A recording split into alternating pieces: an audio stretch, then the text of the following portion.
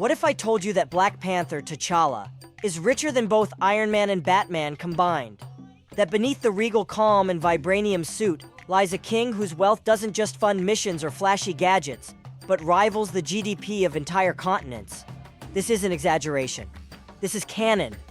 In both the comics and the MCU, T'Challa isn't just the leader of Wakanda, he's the steward of a kingdom that controls the rarest, most powerful resource on Earth, vibranium. And that's the secret that sets him apart from Tony Stark and Bruce Wayne. While they build tech and run companies, T'Challa owns the mine. Wakanda isn't some small, resource-rich state. It's a global superpower hidden in plain sight, with an economy fueled by vibranium, worth billions per gram. For decades, Wakanda kept this resource and its advancements to itself, creating a society light years ahead in technology, medicine, and innovation. When King T'Challa finally opened Wakanda's borders to the world at the end of Black Panther, it wasn't just a political move. It was the birth of a new global order. Now, let's compare that to Tony Stark. Yes, Tony is brilliant. Stark Industries revolutionized energy, weapons, and even space travel. His net worth is estimated to be in the billions, 12 billion in the MCU timeline. That's nothing to sneeze at. Tony built his fortune with innovation, charisma, and drive. He built the Iron Man suit in a cave with scraps. He single-handedly created time travel and saved the universe with a snap. But all of that was still funded by a corporation, bound by shareholders, and vulnerable to corporate sabotage. Then there's Bruce Wayne, the Dark Knight of Gotham. Another genius billionaire with his own company, Wayne Enterprises. Depending on the comic or adaptation, Bruce's net worth ranges from the millions to the upper tens of billions. His company spans industries, military contracts, R&D, medical tech. But again, it's corporate. It's bound by the rules of the world. Bruce uses his wealth as a weapon in his war on crime, but he's still operating in the shadows of capitalism. T'Challa, on the other hand, is a king. His wealth isn't inherited through stocks or acquired through sales. It's sovereign. It belongs to a nation. And unlike Tony or Bruce, his control isn't theoretical. It's total.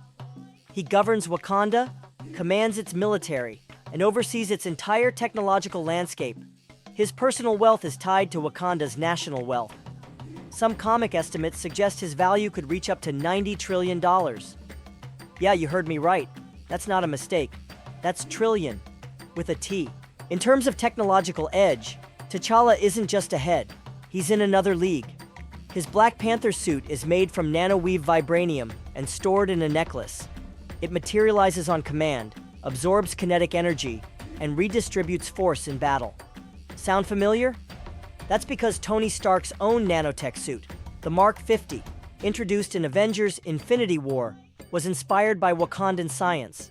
Confirmed by Marvel's in-universe sourcebook, The Wakanda Files, Tony's notes directly link his leap into nanotechnology to the influence of Wakandan design. Imagine that for a second. Tony Stark, the man who always had an answer for everything, needed Wakandan inspiration to build his most advanced suit. That speaks volumes about how far ahead Wakanda is. And it wasn't just Iron Man who benefited. Spider-Man's Iron Spider suit was also made using that same tech. So even in battle, T'Challa's fingerprints are all over the Avengers' gear. Now let's talk about what happens when these three icons collide. Not in a fight of fists, but in a fight of resources, planning, and power. Tony can call in a dozen drones. Bruce can disappear into the night with a contingency plan for every superhero on Earth. But T'Challa can mobilize an entire nation of warrior scientists with spacecraft, energy shields, and armies armed with vibranium. He doesn't just fight, he commands. Even in battle, T'Challa's leadership becomes his ultimate weapon. Where Bruce fights in the dark and Tony improvises with his suit, T'Challa blends strategy, technology, and tradition into something more powerful. He isn't a vigilante or a lone genius. He's a king. That carries weight. And the most important part? T'Challa doesn't hoard his power. He shares it when the time is right. He steps into the global spotlight not for control, but for balance. He could dominate the world economically and militarily, but he chooses diplomacy, responsibility, and vision. His wealth isn't just about numbers, it's about legacy. Tony Stark may have changed the world, Bruce Wayne may have saved his city, but T'Challa shaped the future of a civilization. His riches aren't limited to bank accounts. They're found in every lab, every school, every heart of Wakanda. That's what makes him the richest. So next time someone brings up who's the richest superhero, remember this.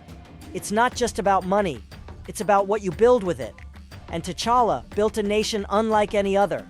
Wakanda didn't just survive in secret, it thrived. And now the world knows its name. Wakanda forever.